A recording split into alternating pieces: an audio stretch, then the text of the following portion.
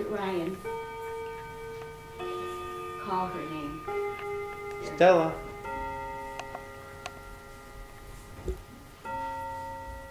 Stella, sit.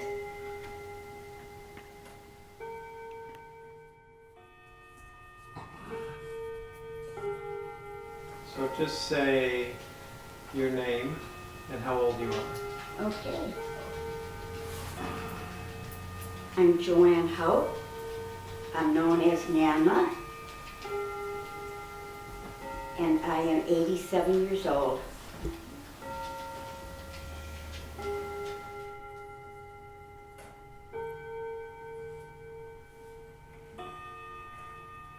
Just waiting for that to go out.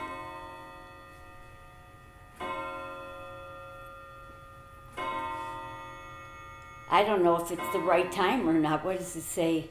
4? Is that? Yeah. I think it's 4. Don't we change daylight saving time pretty soon? Pretty soon. I think in November. Oh, all right. Stay, Riley. All right. So state your name again. Okay, I'm Joanne Hauk. I'm 87 years old.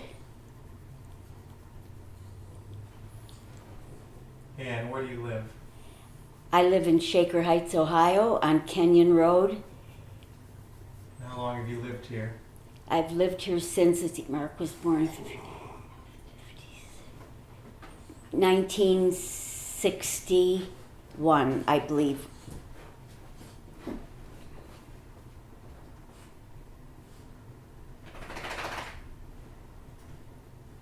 And did you grow up in Shaker Heights? Yes, I did. Yeah. Grew up in Shaker Heights.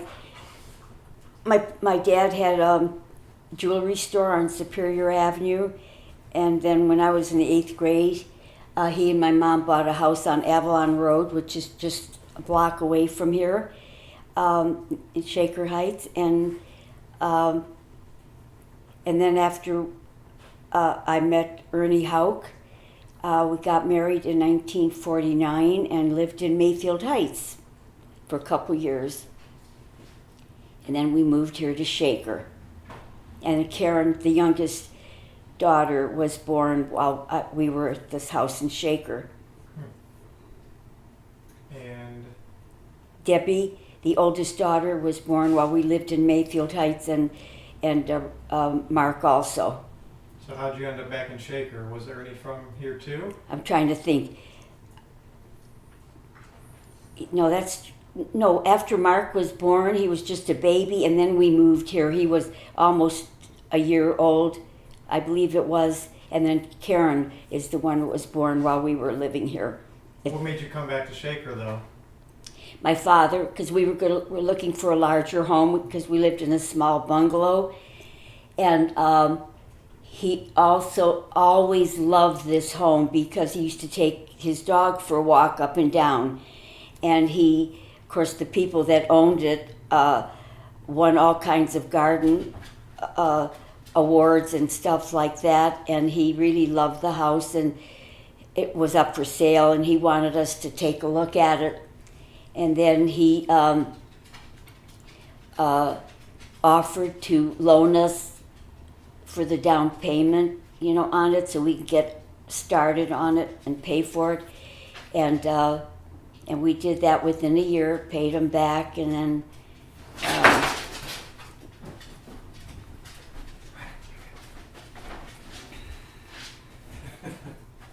He found his bone. He was mad because Stella had one and he didn't. so we've lived here ever since. And you like it here? I love it here. I love my home.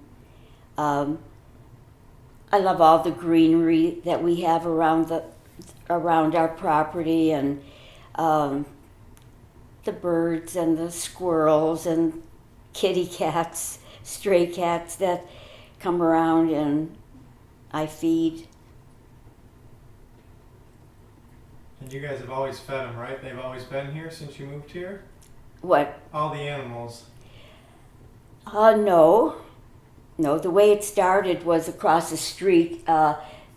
A stray cat, had a litter of about 5 cats, and she was going to call the city to pick them up. And Ernie, my husband, decided he would rescue them, and so he brought them here, and we found someone at the Humane Society that would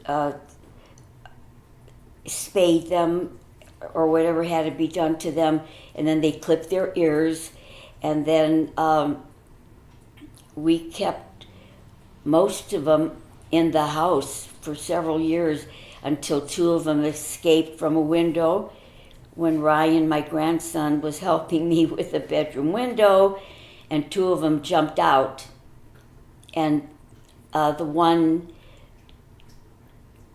finally we got. No, we never did get back in, but she's still alive.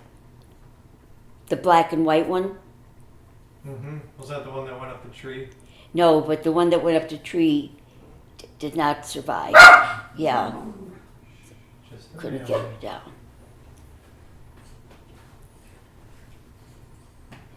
And then we've had dogs Yeah. all as long as we've lived here.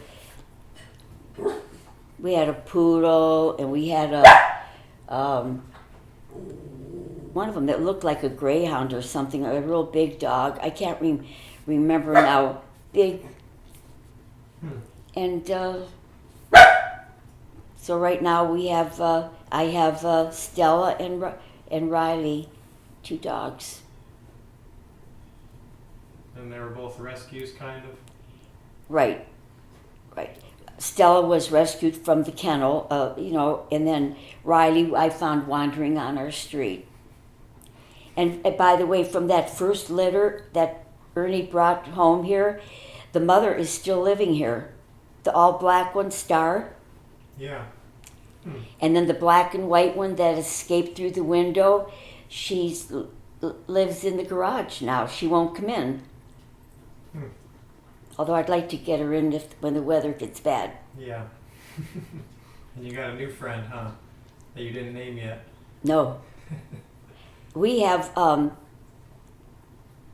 course, we have the other 3. Star likes to go in the basement. And then Jasmine, who appeared one day at the side door, and Ernie just let him come in. And he's been with us ever since. And then the mother cat. Yeah. So how did, since Ron, Papa, and Ernie, everybody wants to know how you guys met. I was at the Dyke and Spencerian Business School downtown, and I met Alice R. Dyer there. We became good friends, and she said, "I want you to meet my brother, Ernie," and that's how we met. Did you go somewhere?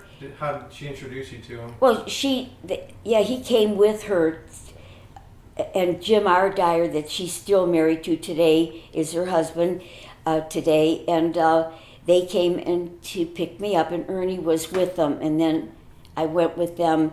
To be honest with you, I don't know if we went to a movie or what. That was a long, long time ago, and that's how I first met him. And then we started to date, and then I was still in school. No, I just graduated from Shaker. Right, business school, Dyke and Spencerian Business College. Okay. I had just graduated from there, and then I decided to, with a girlfriend, to go to Florida to visit her sister. Just a little vacation for us, and so my dad paid for the bus fare. We got there on a bus, and while I was away, I felt that I wanted to be with Ernie, and that's how we started to go steady. That's cool. What was he doing at that time? Did he graduate? He was out of the Navy at that time, and he was working as his dad's gas station at